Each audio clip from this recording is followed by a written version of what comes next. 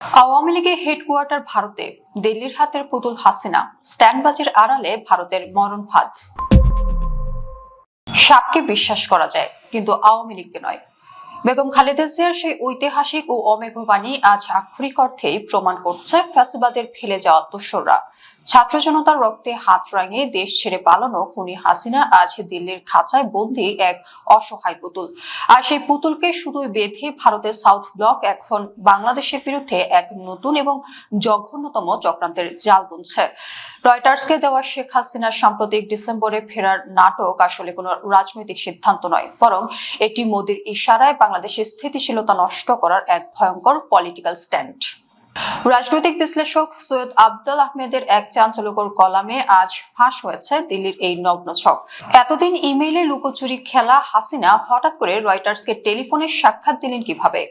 বিশ্লেষকরা স্পষ্ট জানিয়ে দিয়েছেন, দিল্লিতে পলাতক শেখ হাসিনা কোনো স্বাধীন মানুষ নন, তবে তার প্রতিটি নিঃশ্বাস এবং পদক্ষেপ ভারত সরকারের অনুমোদনের বাইরে ঘটার কোনো সুযোগই নেই। অর্থাৎ রয়টার্সের সাথে হাসিনার এই টেলিফোন আলাপ মূলত মোদী সরকারেরই এক সুপরিকল্পিত মাস্টার স্ট্রোক। হাসিনাকে দিয়ে ডিসেম্বরে দেশে ফেরার ভুয়া ঘোষণা দেওয়ানো হয়েছে মূলত দেশে ঘাপটি মেরে থাকা লুটেরা ব্যবসায়ী ও মিডিয়ার দালালদের চাঙ্গা করার জন্য। ফরাসি সংবাদপত্র দ্য মদে আগেই ফাঁস করেছিল, শেখ হাসিনা এখন ভারতের জন্য আক্ষরিক অর্থে এক দুর্বহ বোঝা, কিন্তু ভারত এই বোঝাকে ঘাট থেকে নামানোর বদলে তাকে তুরুপের তাস হিসেবে বাংলাদেশের বিরুদ্ধে ব্যবহার করার নোংরা খেলা মেতেছে। দিল্লির হতাশার মূল কারণ হলো প্রধানমন্ত্রী তারেক রহমানের স্বাধীন ও অকুতোভয় পররাষ্ট্রনীতি। তারেক রহমানের ক্ষমতা গ্রহণের পর মালয়েশিয়া ও চীন সফর করে বাংলাদেশের প্রতিরক্ষা ও পররাষ্ট্রনীতিতে যে যুগান্তকারী পরিবর্তন এনেছে তা ভারতের রাতের ঘুম হারাম করে দিয়েছে।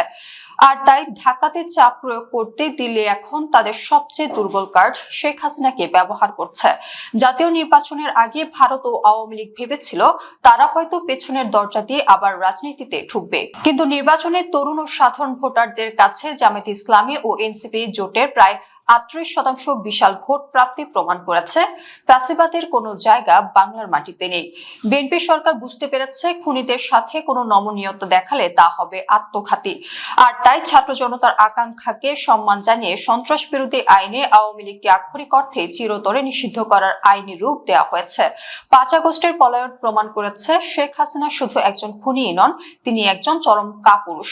শেখ পরিবারের প্রতিটি সদস্যকে বিদেশে পাসপোর্ট ধরিয়ে দিয়ে তিনি নিজে পালিয়েছেন। অন্যদিকে 1/11 সময় বেগম খালেদা জিয়া বলেছিলেন, এই দেশই আমার একমাত্র ঠিকানা, বিদেশে আমার কোনো প্রভু নেই।